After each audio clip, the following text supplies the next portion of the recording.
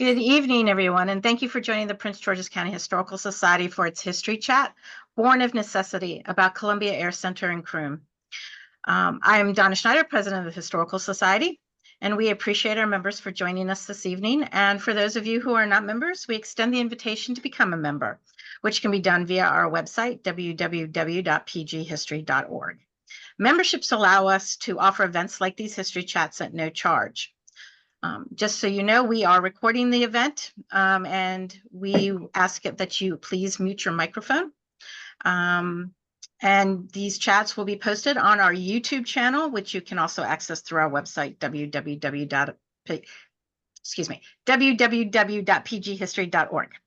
There is going to be a Q&A at the end of the chat. So please put any questions you may have in the chat box, and we will get to as many of them as possible. So tonight, John Peter Thompson will be chatting with one of the Society board members, Wayne A. Tonkins Sr., Herbert H. Jones III and Rodney Jones, both are sons of the late Herbert H. Jones Jr., who served as one of the Columbia Air Center's managers.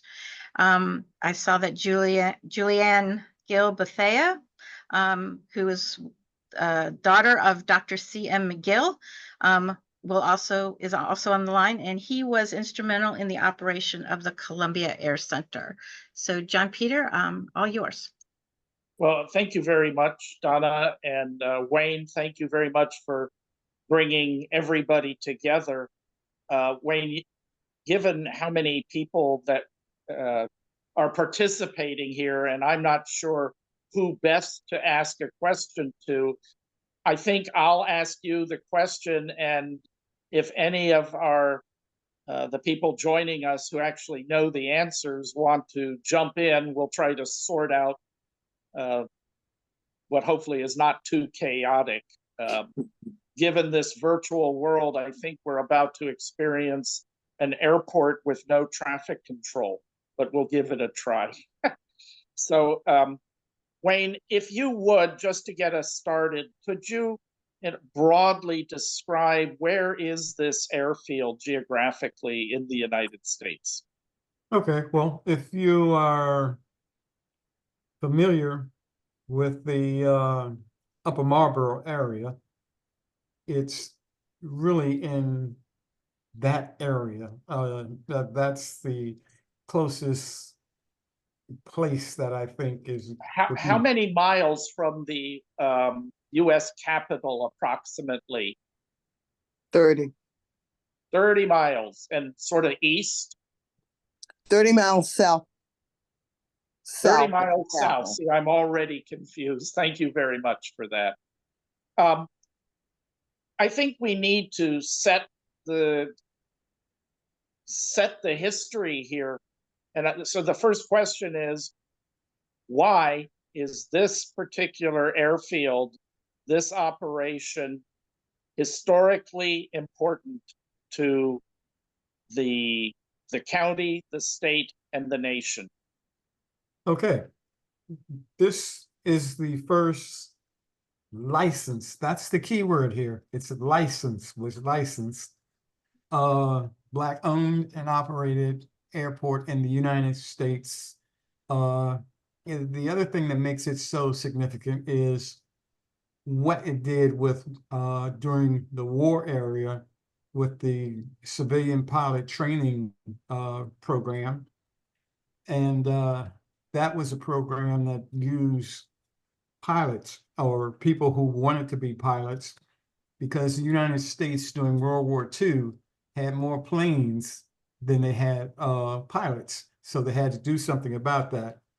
And what makes this so significant to Prince George's County and African Americans is there was a 1925 Department of the Army discourse that said African Americans weren't fit or suitable to fly something as complex as an airplane. They dispelled that rumor. And the other thing that makes this very, very interesting is that there were a lot of firsts done at this airfield.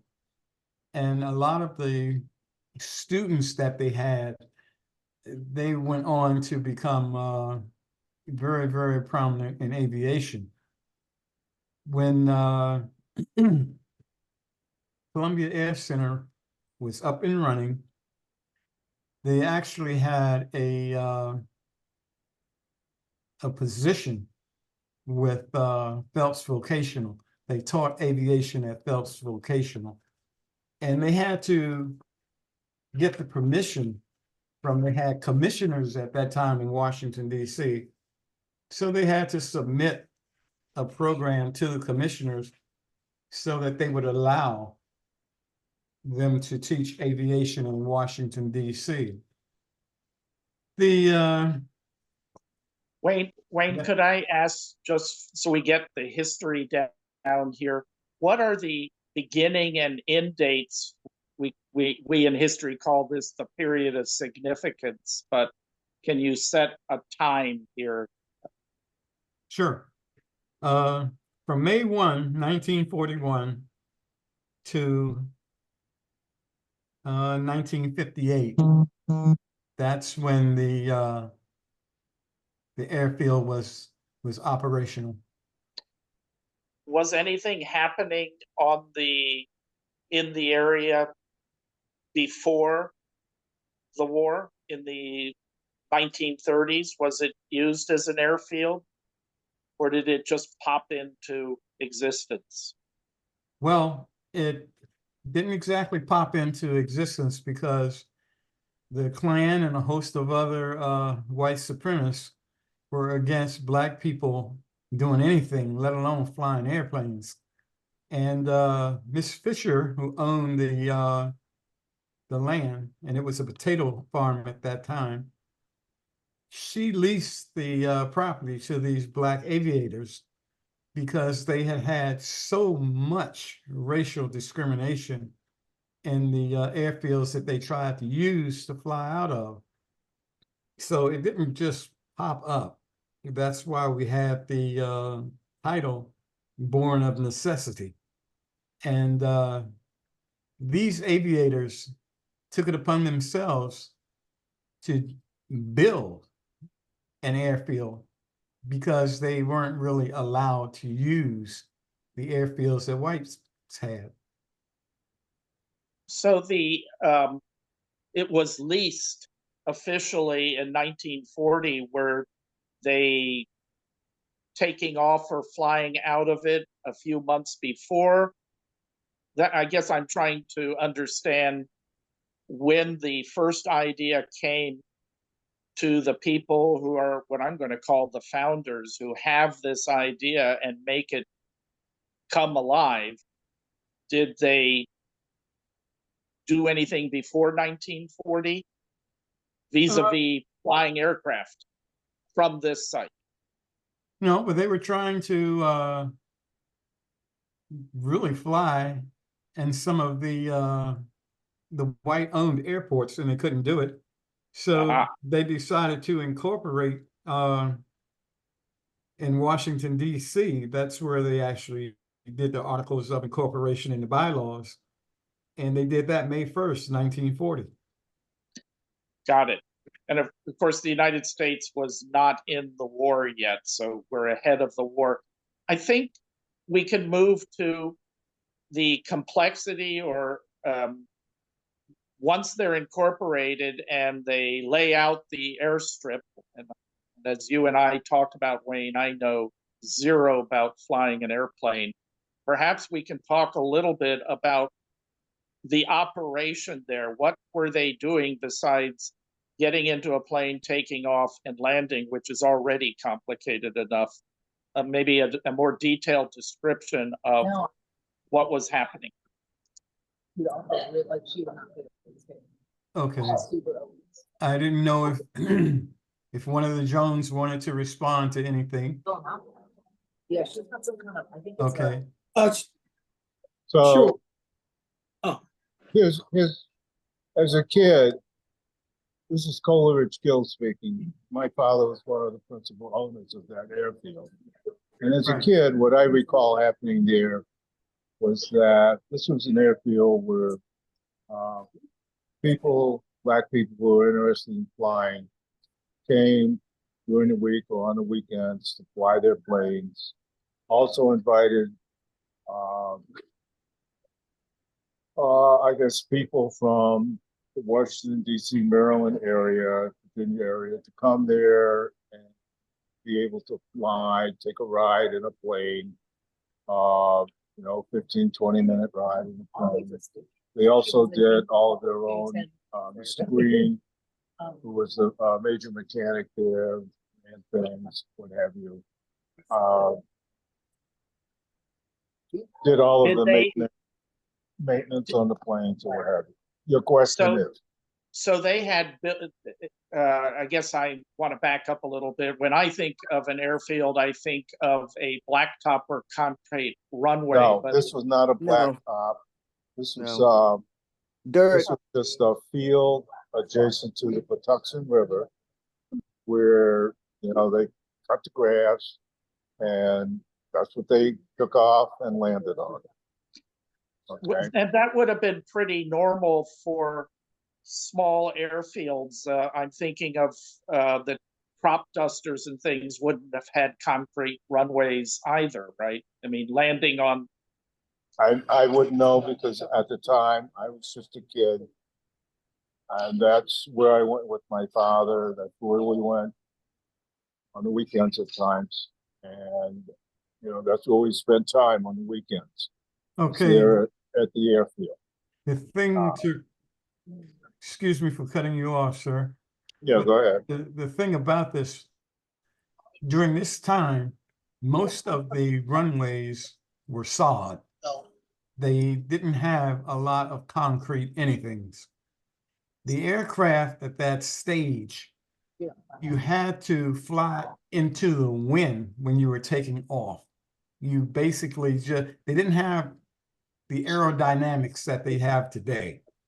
So what you have at this airfield is a situation where they develop multiple sod runways so that they could take their planes off and land them almost under any conditions. Okay, does that help? Yeah, no, that helps. That helps a great deal. What was the size of this air center, approximately in acres? 450 acres. And I heard mechanics, so they would have built, they would have had structures of some kind, which they would have had to build on the site, right? Hangars. Right. So they come to this potato farm, they lease it, they've got to create the sod runways, but they also had to build. It wasn't like they could go and look in a catalog and get a warehouse sent to them. They had to build the hangars. Yeah. Yeah. Okay. What They- Go ahead. ahead. I'm sorry. Okay, this is Julianne Gill Bethea, Dr. Gill's daughter. What I Welcome. remember of the airfield, it was a large barn. And on the inside of the barn was where they had it organized so that there was an area where there was an old-fashioned desk, place for a bathroom, and in the center was where they kept tools to do any maintenance and repair on the airplanes. My father hangared his airplane in Shirlington, which wasn't that far from the Columbia Air Center. So at this airfield or the air center, people would fly in from other, I'm going to say, farmland that had been laid out so that they could take off, and then they could come here to the Columbia Air Center, right? It wasn't 25 planes and everybody leased a plane there. They could fly in with their own planes. Yeah, that was an option that they had, but keep in mind, How many people own airplanes? and not only that, but it's a segregated situation. So in order to get work done on your aircraft, in order to get the fuel or what you need for your aircraft, you had to find a place that would basically cater to African Americans. Also keep in mind, Mr. Green, who was the manager, was the manager of Columbia Air Center. This man, he was instrumental in so many things. In order to work on an airplane, you had to be certified. You just, anybody couldn't touch an airplane. You had to basically be certified by what we have now called the FAA. But there were very few pilots who were also mechanics. Mr. Green, this man had credentials that were just astonishing. He was the first in a lot of different areas. And so he had the expertise to really take care of aircraft. They had surplus aircraft from the military that they would use. And they just had a wherewithal for maintaining and having a state-of-the-art under those conditions for African Americans to fly. Wayne, you brought up a question that I think I know the answer to, but we are talking about, I call them prop planes. These are not jets, folks. This is technology from the 1920s, 1930s, since it started in 1940. So these are not passenger planes with carrying 25 or 250 people, right? It's 1, 2, maybe 4. They were planes that carried 4 people. They were Cessnas, Beechcrafts, and I can't think of the other model, but they were passenger planes that you could fly people in. They weren't crop duster planes. They weren't used for crop dusting. They were used for flying from point A to point B. My father flew when my brothers and sisters were going off to college. They flew to various airports in the country. And yes, he faced some problems with landing once he landed and came out the plane. But in the air, he was able to talk to the comptrollers to get his coordinates for flying and landing. So yes, it was a passenger plane. They weren't crop dusters. They were not working planes. They were planes that, just like car models. The Cessna, the one that I remember, he had 3 Cessnas, and his last one was a Beechcraft. Yeah. So it's a passenger aircraft versus a working aircraft. Yes. Yeah. And Mr. Jones has had his hand raised. So can Mr. Jones, do you want to make a comment? Yes, if I could, just to follow up, and good evening, everyone. And thank you for this opportunity. My dad was the second manager of Columbia Air Center, and someone asked some time ago about sort of activities. Because as Mr. Tompkins outlined, the tension in America, the racial disparities, the Columbia Air Center was a social gathering. Flying planes was the attraction, but my dad talked to my brother and I about such things as they had horseback riding, they had picnics, they had dancing, they had motorcycle rides. So this was a place of social gathering where Black folks could gather safely, could learn how to fly, could see something maybe historic going on, etc. In addition to, someone asked, well, what airfields did they try to fly out of? They tried to fly out of Beacon Field, which is now Beacon Mall up here on Route 1, Richmond Highway.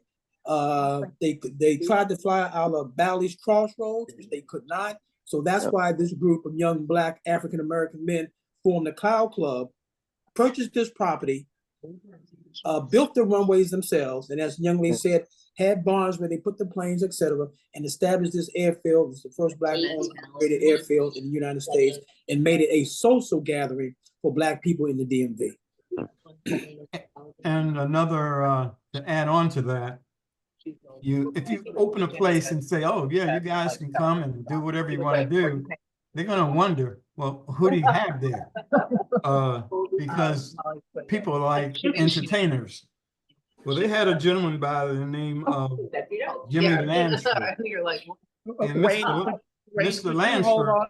Wayne, hold on 1 minute. I think somebody has an open mic and there's a conversation running in the background. Let's see if we can. Thank you very much. get Mr. the Gill, I open- think it's you. If you can mute yourself when you're not speaking. Oh, Thank you. all I'm right. sorry, Wayne. Please continue. Okay. Well, Jimmy Lansford, he was in his heyday, this man made cut records. He had an orchestra, and he was rated up there with Duke Ellington and Cab Calloway. And these were the types of draws that they had to the Air Center, which made it a hub for social interaction. That's what created the aura that this place had. Not only could you learn how to fly, but African Americans didn't have a lot of entertainment, didn't have a lot of anything. So basically, they supplied as much as they could for the African American community. And they did a fantastic or phenomenal job. I want to focus on the airfield, but you've raised an interesting thing. Last month we talked about Eagle Harbor.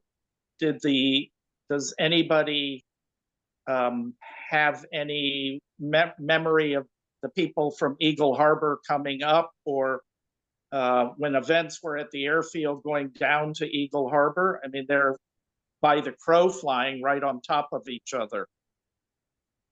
Okay, keep in mind that from the airfield to the Patuxent Naval Air Center, you have to pass Eagle Harbor. Okay, it's on that bend, Right. Mhm. So the thing about Eagle Harbor, you couldn't fly around in that area and not see or deal with Eagle Harbor. That was just one of the places that people would go by. And Well, I'm thinking in terms of what we learned. There were hotels in Eagle Harbor, and as I'm understanding, people came here for events, but that leads me to they might want to spend the night somewhere. I'm assuming there's no hotel at the airport, and this is segregated Prince George's. So I can only think of two places, Wilmer's and Eagle Harbor. Of course, there would have been from the Green Book places to stay in the area. I'm presuming, I'm being a little presumptive here, but the idea as an event center, all of a sudden now I'm thinking, so you're not just flying in, doing some airplane things. It's a social center.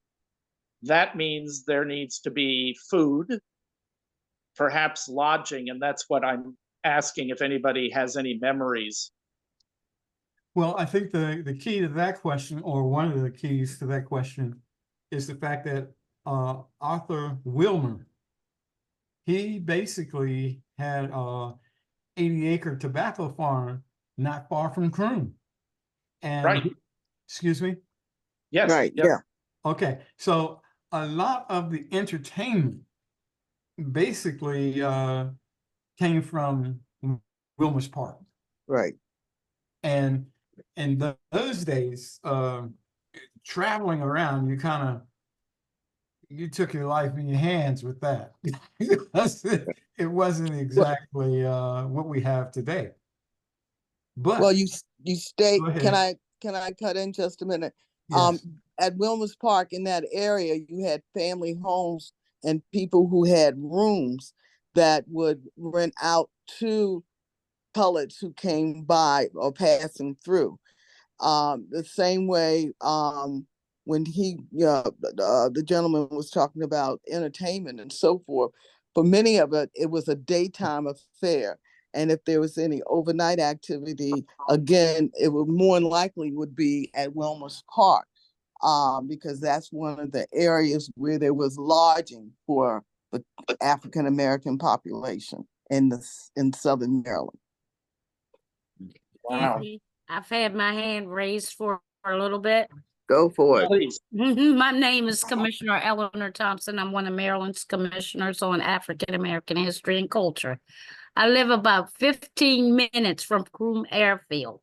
I was just down there this weekend on some farms down there. We had a great time, but I can't tell you what year it was. I can't remember, but Michael Bush, the late Michael Bush, and me and some colleagues as well had a dedication down there at Croom Airfield. And thank you, Miss Julianne, for coming on to give some historical facts about the airfield.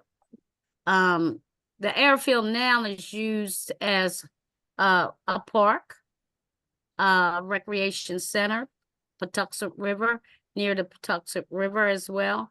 And it's just a wonderful site. And to add some interesting facts, some more facts, as I did some research years ago, that is I believe, the only known African-American airport, I'll say at least in the United States. However, we thought in the world previously owned by an African American. Correct. It's the only one owned and built. They pooled their money together.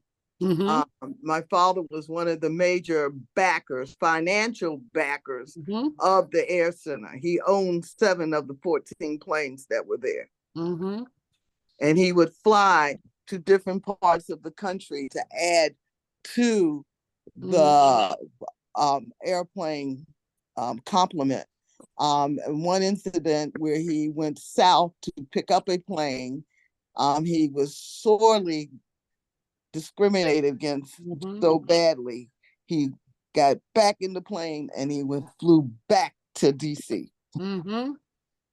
So the issue is that there were a group of folks who wanted to learn how to fly. That was the area where you could go to do it, because part of Phelps' vocational program, school at the time, offered that. And it was a segue to becoming a pilot in this area.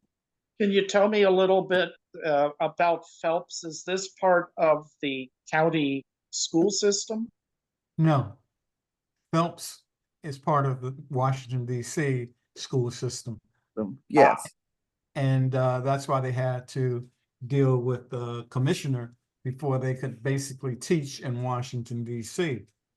But the credentials of Mr. Green and Dr. Gill, and these people were highly, highly, highly qualified to do what they did in the field of aviation.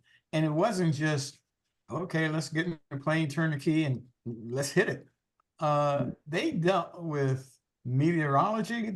They dealt with all kinds of scientific aspects of aviation, of flight. And not only did they feel the need to instruct, but they wanted to make certain that the people had an opportunity. And that was the key. Aviation, just today, and I don't want to deviate too far, is a multi-trillion-dollar industry globally. And there's less than a half of 1% of African Americans involved in aviation today. So it gives you an idea of what they were up against. And I like to think that they saw racism and they flew over it. Oh, what a great line. Yeah, it is so remarkable. From my perspective, I'm not African American, but I have a working knowledge of the history of this country and segregation. And to have a functioning airfield in the middle 20th century in Prince George's County is, well, it defies the world that I've thought I was taught. And that's why it's so important to have this conversation, because when I was in high school, this would never have been brought up. The fact that this was going on in this county to this level of expertise, it's important that we get this message out and keep this place alive. I have some more questions about the operation, just from a history point of view. So they are licensed, leased, incorporated May 1940. Here comes December 7th, a day that'll live in infamy. What happens at the airfield between December 1941 and September 1945? Well, there were quite a few Go- things. go. Go ahead. Was someone No, else? go gonna ahead. speak? Go ahead, Mr. Tompkins, because you're No. going to say the same thing I would say. Well, go To right my ahead. knowledge, it was closed because of the location and the fear of enemy flights coming into that point of Washington, D.C. Now, that's the only thing I can remember. Okay.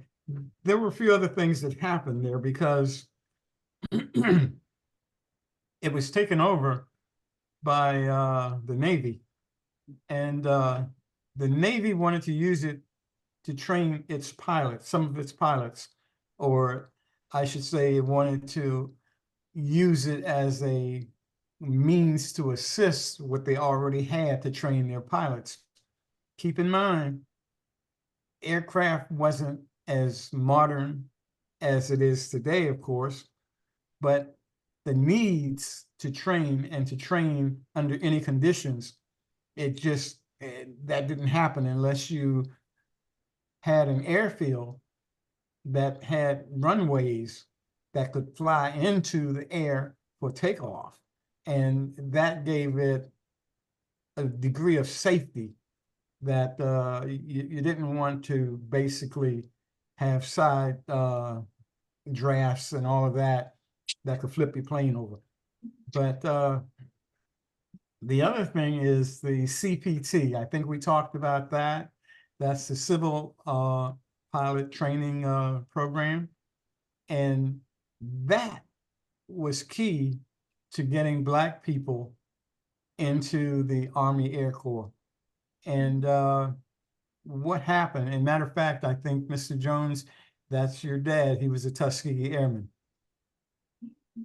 Oh, can we hear more about that? Okay, the CPT program in itself, that was a situation where you had to be a college student, and there were only 3 in the entire United States. There were only 3 colleges or universities that were allowed to participate. And it was Virginia, Howard University, Tuskegee. and Hampton Institution. Now, this is the interesting part. Howard University, their students trained at Columbia Air Center. And Dr. Gill's daughter, thank you for being with us on this chat. But your dad, member of Howard University, am I correct? Yes, he taught at the medical school. And He was instrumental in that airfield having exposure to a lot of the doctors and other professionals at Howard University. The other thing is that during World War II, there were a lot of Jim Crow laws that just had to be broken down because flying was something that only the aristocrats did. And now you have Black people who are supposed to be intellectually inferior. They're flying planes. Couldn't have that. So you had a lot of people who were putting artificial roadblocks in the way. They knew that if Blacks were allowed to fly in the military, they were not going to be stopped anywhere. So does that speak to your? Yeah, it does. I want to thank you very much for that, because this is really showing the interconnection in the Washington, D.C. area. It's like a web from entertainment to education, and how the Black community was able to support itself against a lot of odds. I want to explore the connection to the Tuskegee Airmen. And did I hear correctly, Mr. Jones? There are two of you. Your father was a Tuskegee Airman? Did I hear that correctly?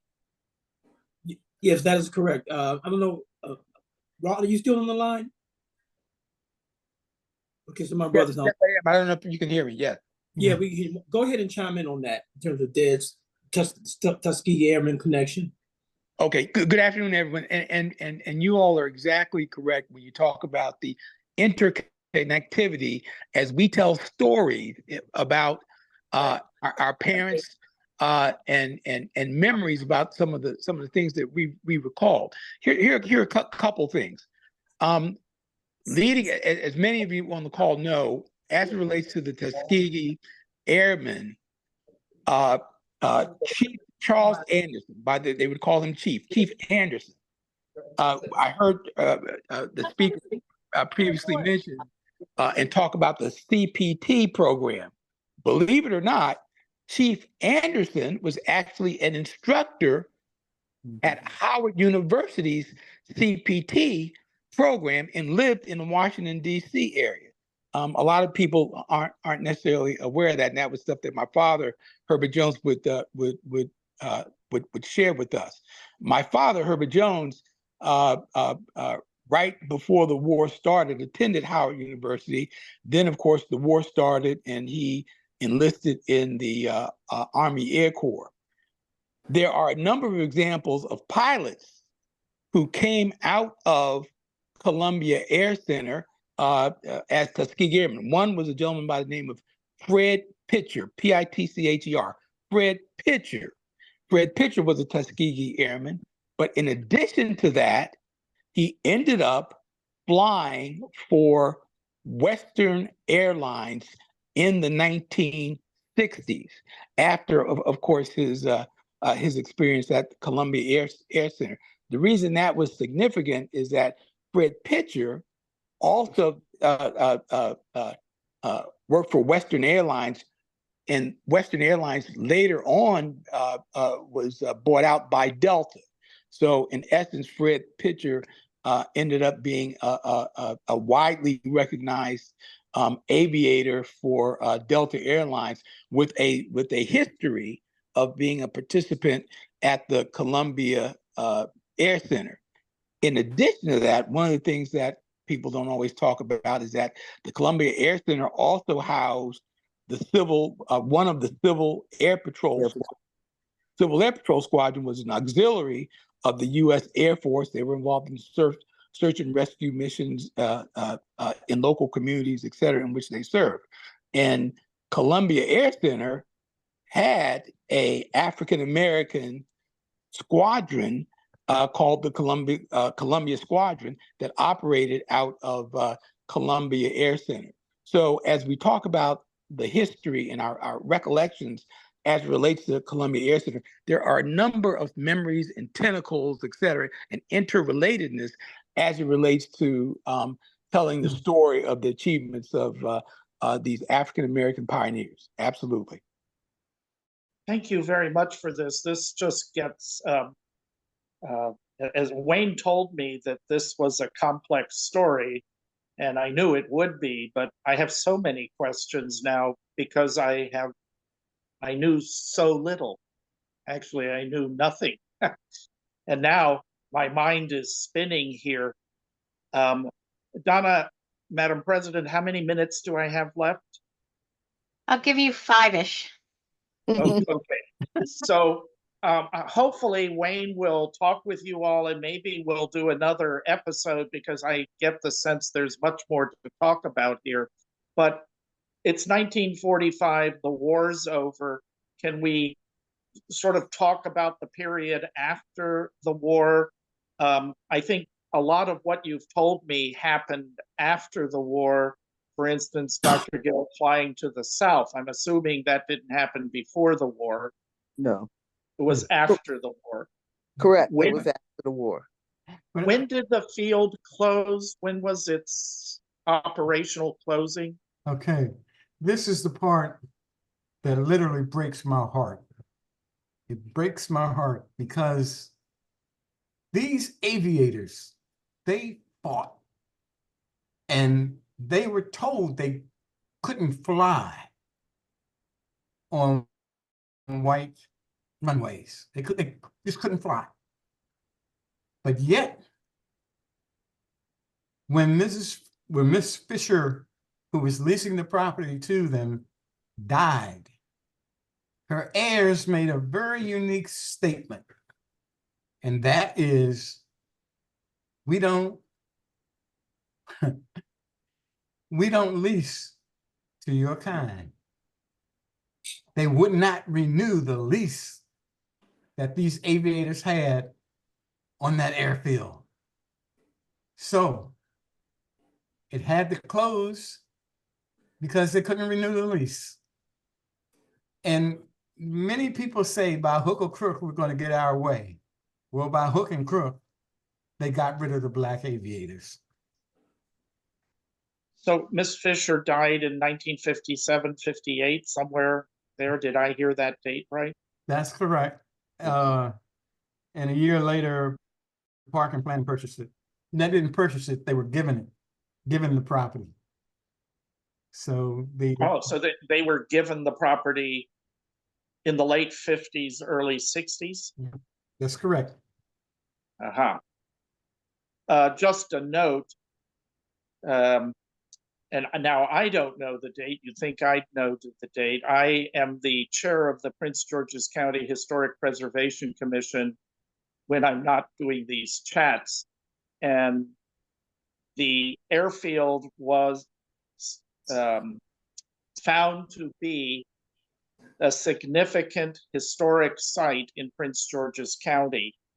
I'm going to guess we did that before 2010, because I remember when I could still see going down there,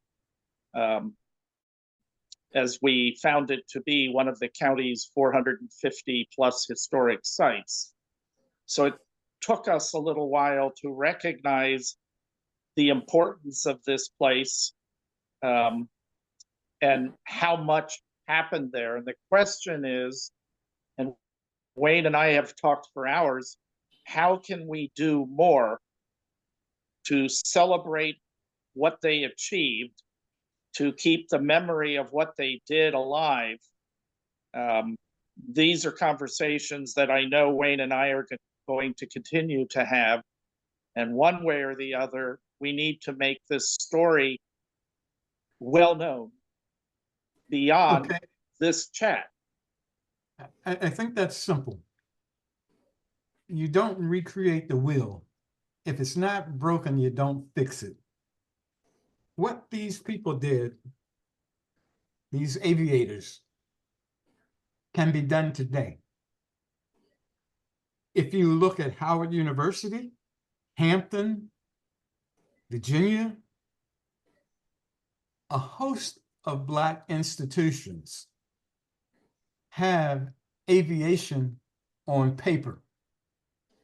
But unlike College Park and other white institutions, you need an airfield to get people up in the air where they can learn to fly. You can do all the paperwork, all of the book work, all of those things are good and necessary, but nothing takes the place of flying. If we open this place up again, by the grace of God, we will have people from Howard University, Hampton, and a host of other UDC. We can basically use this field and its location, it's convenient, close to Andrews, and we can continue the legacy of the Columbia Air Center. And I think Sorry, And I was going Madam to say, I Chair. think that's a good point to end on, unfortunately, because there are a slew of questions we have in the chat. So some of them have already been answered. So one of the questions, what were some of the airports that they had tried to fly out of but could not? And I believe one of the gentlemen mentioned who they are. Excuse me, Donna. Sure. Can I take a moment of your time Sure. to thank the Jones brothers, to thank Ms. Gill, and your contribution and willingness to assist us will be greatly appreciated by a lot of people. Thank you very much. I just didn't want that not to be said. Thank you, Donna. You're welcome. And that's one of the things that the Historical Society is here for, to help share this kind of information with more than just the society board. So yes. excuse me, I think that this is a great idea. I just happen to live a few doors down from Tuskegee Airman Leroy Battle. And we were quite good friends. I have his collections. Some of the collections might mention some other airfields. So while I'm going through these collections, I will look out for any other thing that's referencing to Columbia Airfield. And as I mentioned, I'm one of the commissioners on African American history and culture. Our chair, our newly elected chair, Maya Davis, worked hard on Croom and other projects too. So I don't know whether she's on here or not, but She is actually. Oh, she Or she actually was.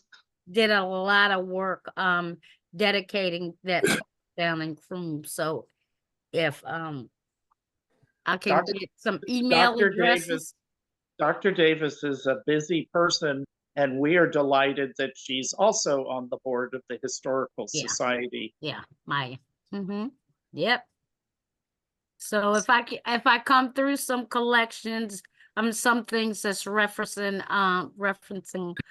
Columbia Airfield, I surely would don't mind sharing. That's wonderful. Yeah. If I can just add, just in 30 seconds, the College Park Aviation Museum, in terms of keeping the historic perspective alive, has done an outstanding job in preserving the history of Columbia Air Center. And I would encourage all of you who haven't had opportunity, they're revising exhibits, etc. They've done a good job of capturing the essence, the history with video and still pictures at Columbia Air Center. Mr. Luke Perez is on the line. I just wanted to recognize his team and all the work they've done to preserve this historical site and what these aviators did at that time, and making sure that memory is brought forward and is always in the history books and in people's minds.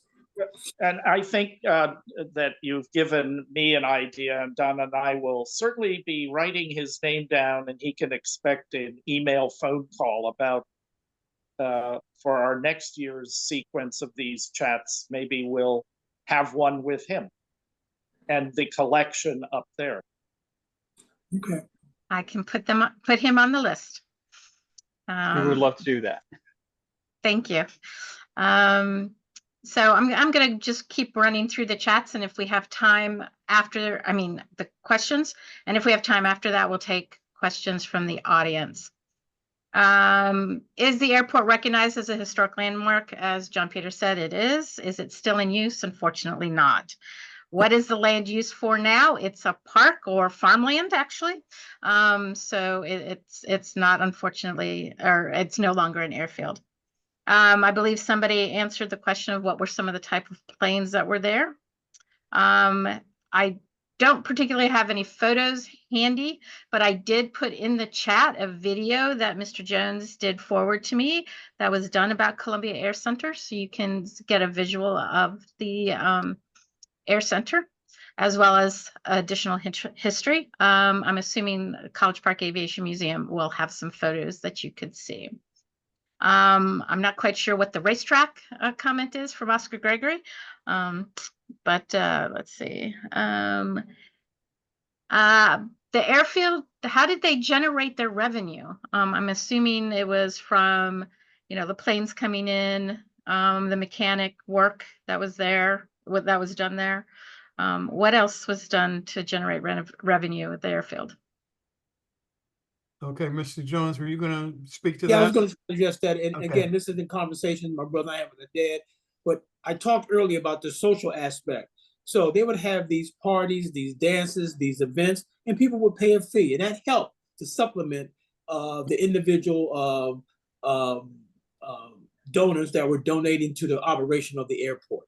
So it was all done as a group of concerned individuals, some through piecemeal, some investors, angel investors, as we call them, and also the additional events that they had. Again, this was a social gathering place. So you heard there's going to be a dance at the airfield.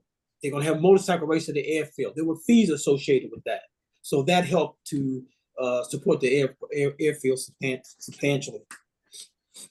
Okay, and another thing, if I may add, is simply that. Hours wouldn't go off. Hello? Yeah, go ahead, Hello? Wayne. Oh, okay. Okay. Dr. Gill, he did a tremendous amount to assist the airfield. And he basically Supported. yeah, he did a yeoman's job with that airfield. And I think I can't say enough about Dr. Gill. Thank you. Go ahead, Donna. Yeah, so while we're talking about my father, let me just give you a quick history about what providing an airplane ride to a young man did to this day. At one time, my father gave an airplane ride to one of his patient's sons named Gil Tyree. Gil Tyree went on to attend the U of R, attended medical school, joined the armed forces, became an air surgeon, raised a family, had 2 sons, and his 2 sons joined the armed forces, became aviators, flew Vietnam, whatever.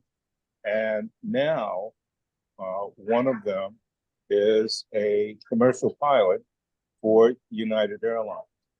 And this was all as a result of a young man receiving an airplane ride from my father when he was 7, 8, 9, 10 years old. So there is some of the legacy of this air center and how it has over the years contributed to the general community at large over a number of decades since it exploded. So I'll just leave you with that. Thank you. Thank you. Okay. So I think we've already handled this question of what is the land used for now. And I think we all also mentioned why was Croom Airfield closed. And there was, I believe, a mention of one Tuskegee Airman that was at the airfield, but was there any others that were at the Columbia Air Center? Yes, the late Billy Fontroy, who was the brother of Congressman Walter Fontroy, was also at the airfield. In that video I sent to Donna, there's an interview with him, Right. with the late Fontroy. So yes, there was other Tuskegee Airmen there at the airfield. Billy Fontroy being one of those, and my father, and probably others that I'm not aware of, but those are definitely Billy Fontroy. Okay, and that video Mr. Jones just referenced is in the chat. So if you'd like to see it, you can copy it from the chat. Thank you, Donna. Sure. Luke Perez from the College Park Aviation Museum said that when Rebecca Fisher, the landowner, died, her heirs did not renew the lease and sold the land to Maryland National Capital Park and Planning Commission. There was a question, how was Rebecca Fisher linked to the persons on this call? I don't believe she was, other than being the landowner of the airfield. I'm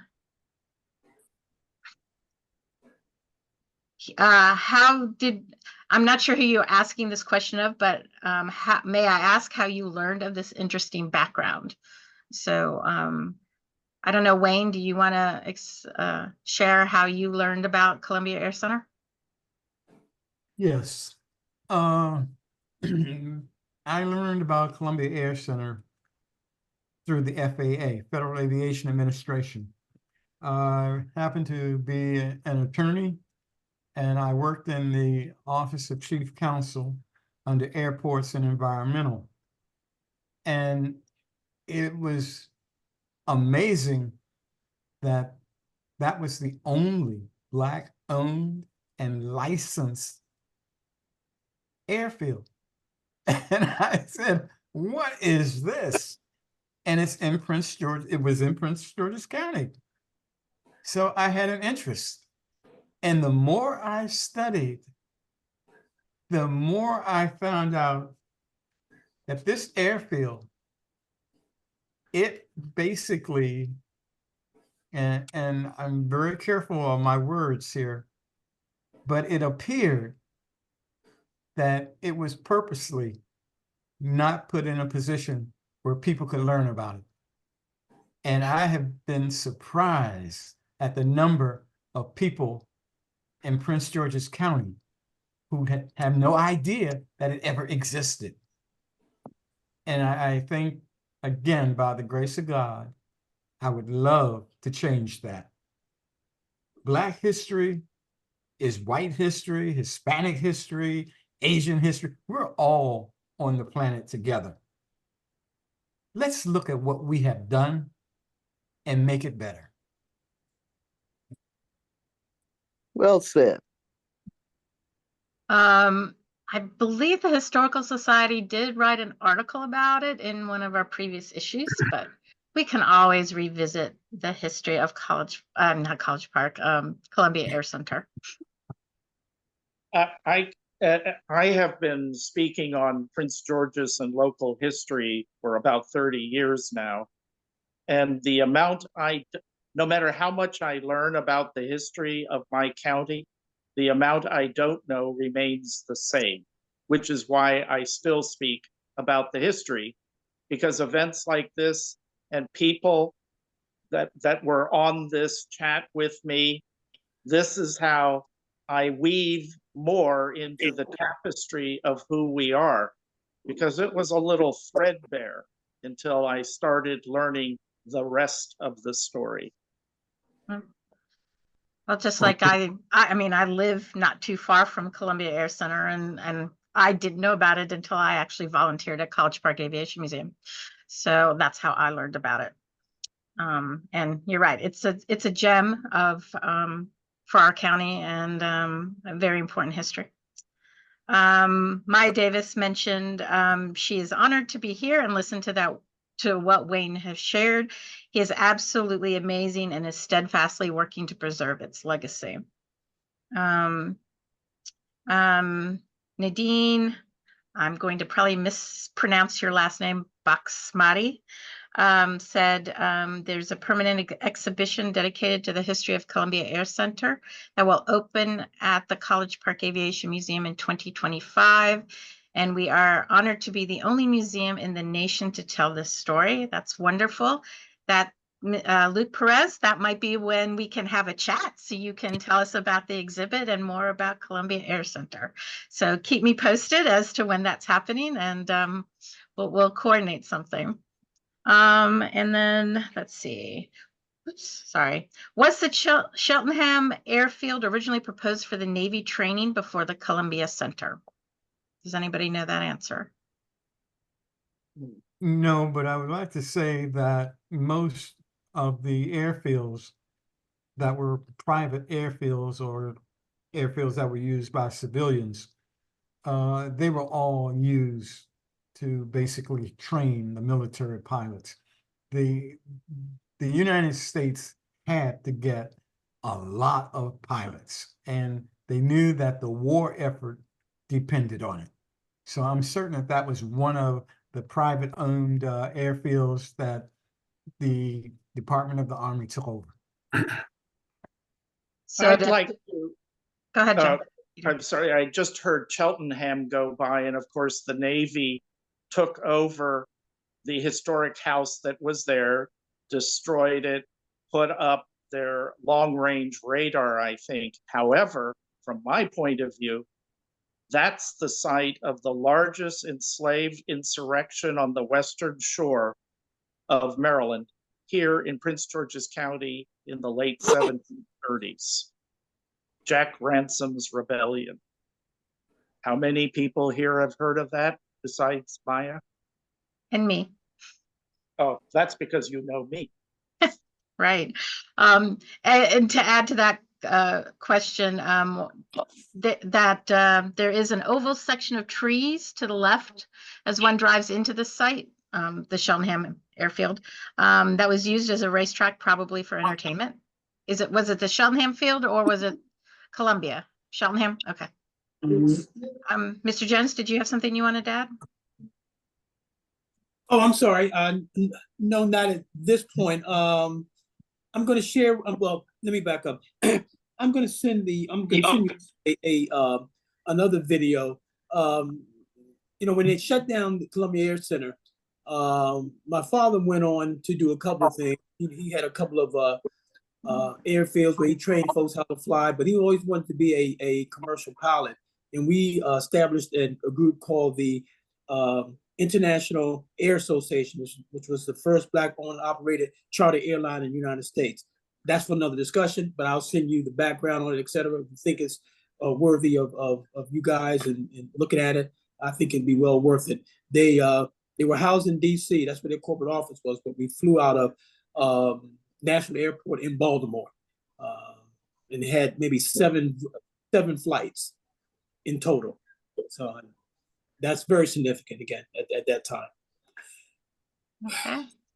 And I think this is going to be our last question for the evening, from Kurt Flick. Were air shows or similar events held at Columbia Air Center? Yes. Oh, so many. Is that all you have to say, Wayne? Well, yeah.